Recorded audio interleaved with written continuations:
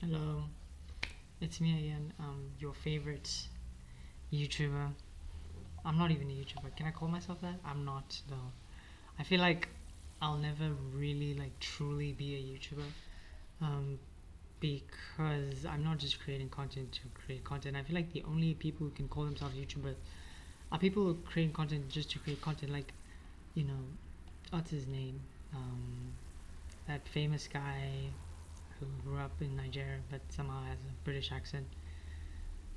He is a YouTuber. The guy with the Prime.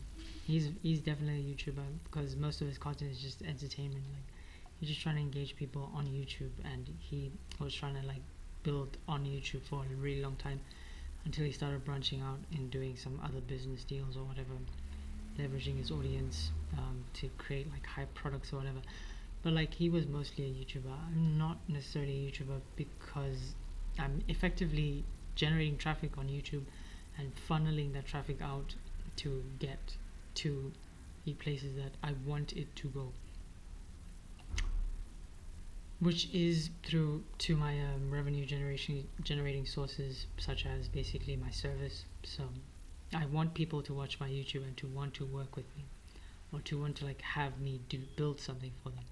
I also want people to watch my YouTube and to want to join my community that I'm building currently, which I'm going to tell you about very soon. But effectively, like I'm not doing YouTube just to do YouTube. I'm playing the game about which is just monetization ratio. I'm trying to optimize my monetization ratio as much as possible. So monetization ratio is effectively how much money you earn per follower, per subscriber, per viewer, or I guess per view effectively. I feel like that's actually the game. Like the game is this, monetization ratio. It's the optimization of the monetization ratio. And the people who play the game wrong are people who are chasing followers just to chase followers. Like the true game is revenue generation. So with the least amount of followers and subscribers, how much can you actually get out of the system? How much value can you extract from the game? That is the game, and that is what I am playing. And right now, I'm that level 10 character that's doesn't have the right equipment, and it's just in Minecraft when you're starting out and you have to cut the trees down with your hands. You go and then you go. That's basically where I am at right now. Still cutting down trees in my hands. Still trying to build axes and pickaxes so that I can start mining and building cool shit, right? Um, the cool shit that I'm building is definitely coming through. I guess I'll tell you about the community. I'm building a community on WAP. I've been saying this for 3 years. For 3 years, holy shit, for 3 days now. And so I've effectively just been on a binge of building and learning as much as I possibly can. Been optimizing the store page. Been sort of setting up the course. It's a really extensive course, not just one course, but 7 of them, and all of them kind of build on top of the other. There's like I'm effectively gamifying this whole sort of system because I want to sort of instill this idea into them, the fact that it's all just a game, that it's all just a social game, and that's what I want to put inside their heads. So I'm going to gamify it. I'm going to give them ranks based on their achievements, and I'm going to be the highest rank in the game. Oh, I guess in our guild, effectively, and to an extent that will always be true, because that's just what it means to have it would just be me having the highest monetization ratio, because I would be the one who's getting who's extracted the most amount of value from every one of them. So but of course I'll be giving back, right? I'll be giving them weekly calls. I'll be solving their problems, doing things. And to get this going, I kind of I'm leveraging all the other proof that I have in my life. Proof of me having worked with other people. also sort of like reaching out to people so that I can get more proof to leverage that in there. Um, Ideally, I want this to be sort of like, I want to teach them not only how to sort of learn how to think about automation, but like how to use it. Can you even see me? Okay, you can. I want to teach them how to use automation to like start a business like I did. And um, yeah, effectively, I'm just like, it's that thing of like taking, so like being 2 steps ahead of someone and just like teaching them how to get to where you are. But that's the thing, I'm not staying at the same position, I'm also going to be a few steps ahead. So like as I bring them forward, I'm also moving forward. So we're all moving forward together. I want it to be that kind of thing. That's why I'm using this long-term ARR model, because I want to like keep adding new course content and like different types of like systems and builds and whatever.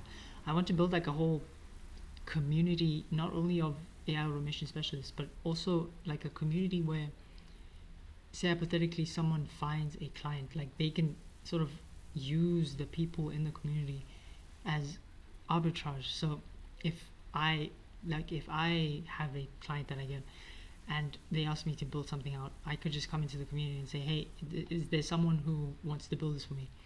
And then someone will be like, yeah, totally, I'm down.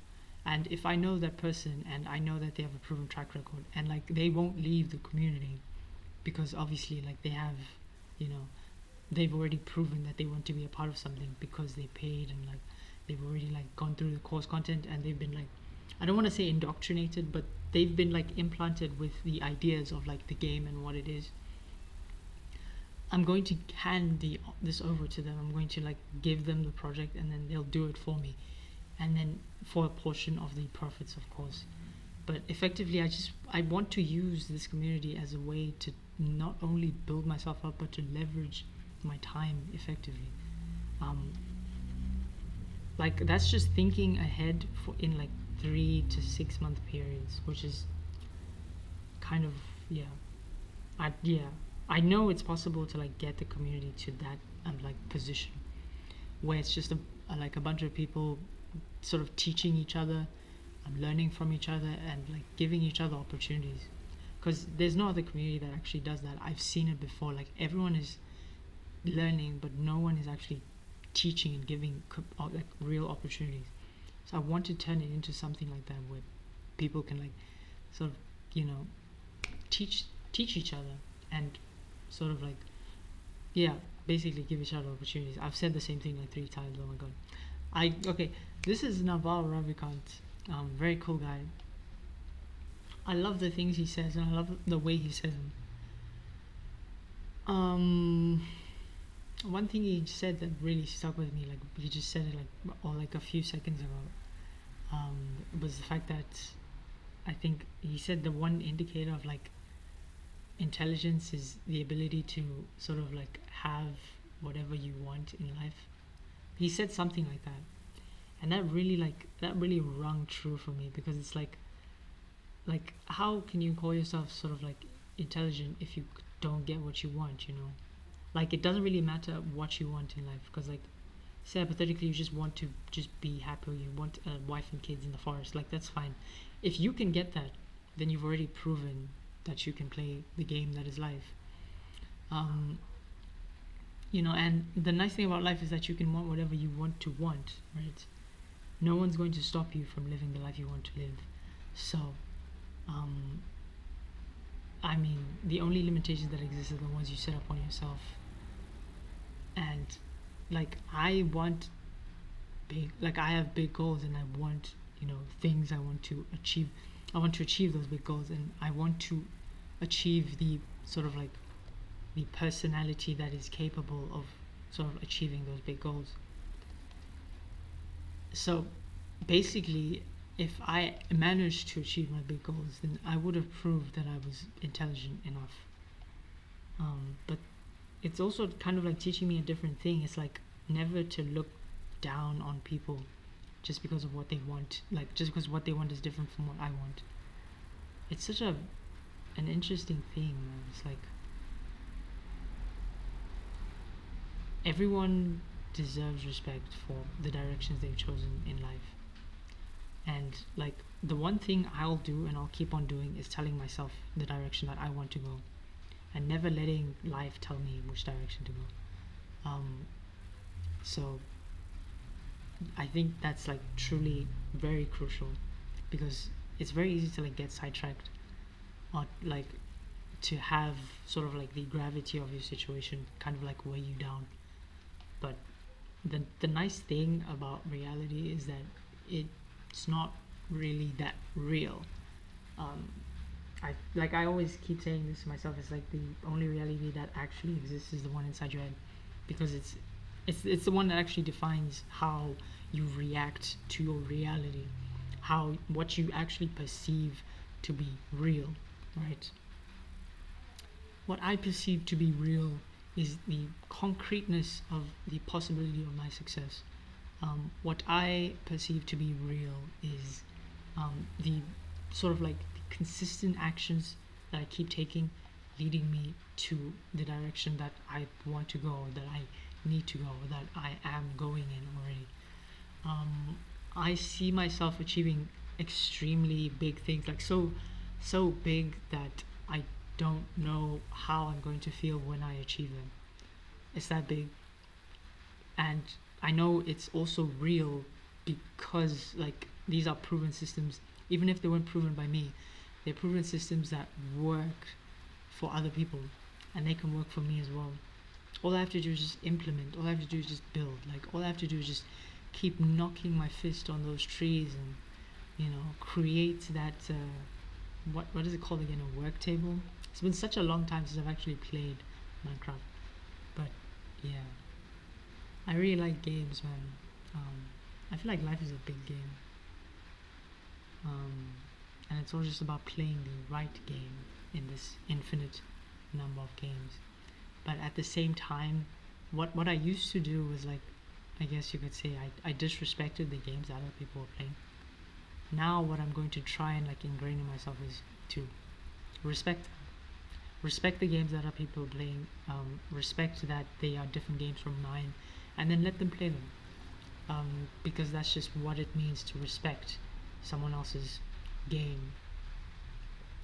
So if you've been watching this, I'm going to respect your game as well. I'm going to turn this off and I'm going to continue watching this because this is like super good.